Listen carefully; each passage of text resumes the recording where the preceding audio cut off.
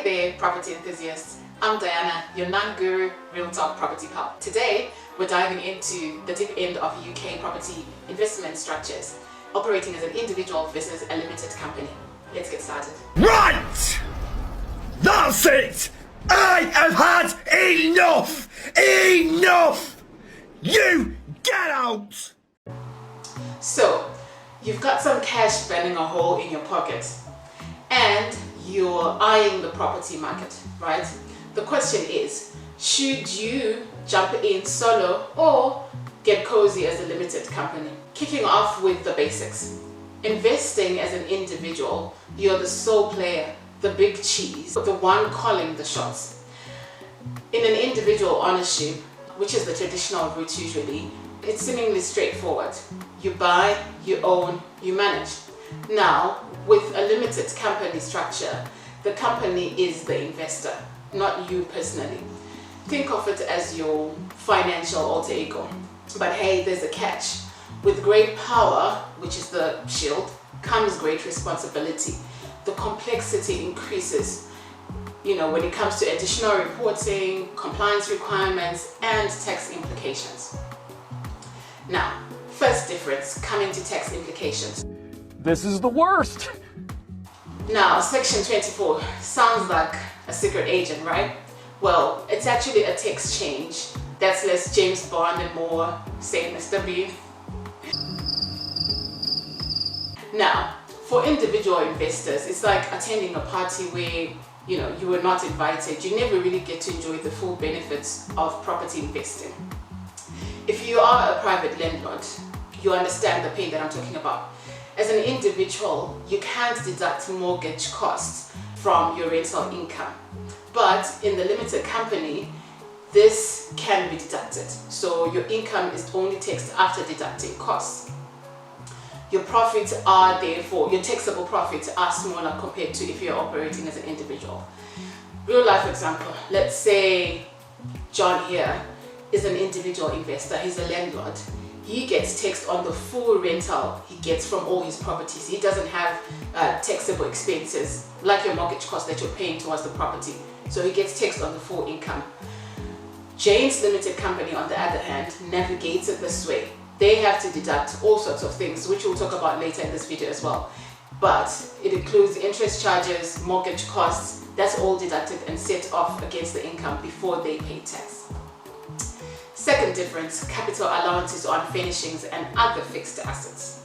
Decorating your properties, some of you may have already done this. If you do serviced accommodation or short-term lets, as an individual, it's you just spending your money on the property, but as a limited company, all these costs are going to be deducted against your income.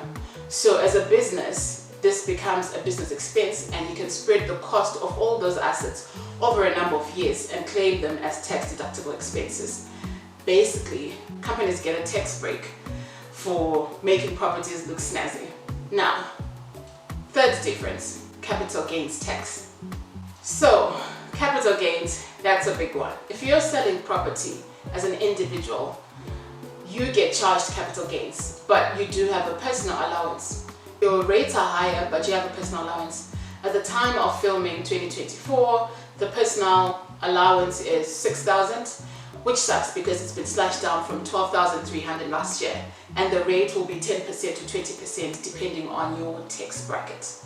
On the other hand, companies enjoy lower rates effectively, but no personal allowance. You don't necessarily have CGT, but you pay your flat corporation tax on the gain that you make. Of course, there are other things like, business assets disposal relief, private residence relief, blah, blah, blah, but that's another topic for another day. Enjoying the video? Hit the like button, subscribe for more property videos, and share your experiences in the comments. Let's all learn and grow together in this chat. Okay, our next difference, personal liability and compliance costs as well. Now, personal liability is like your financial kryptonite. As an individual, your assets are on the line. They are exposed. With a company, it's a separate entity. Your personal treasures are safe from business mishaps. A limited company, on the other hand, is like your financial superhero suit. protecting you from business blunders.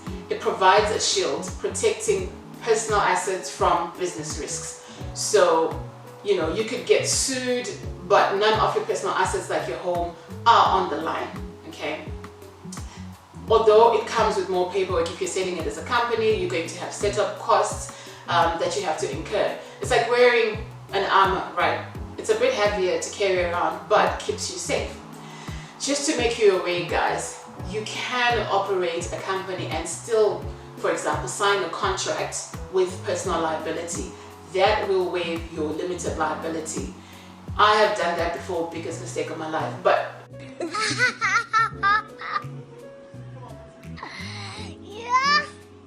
entered into a lease agreement where you're waiving your limited liability, especially if you're still starting out. They may want a personal liability like on mortgages and things like that. So that will take away all your benefits. So be careful which structure you choose and how you want to enter into the contracts. Now imagine two guys being sued by creditors for monies owed. One fighting this financial dragon, Solo, who is an individual investor, is being sued in full and gets to risk his home, his cash being taken because he owes business, he owes his suppliers. Compared to the one operating as a company, his company can literally go bankrupt, but nothing of his will risk being taken, so he still gets to keep everything that he owns. That's the difference. Alright guys, that's a wrap on individual operation versus operating as a limited company.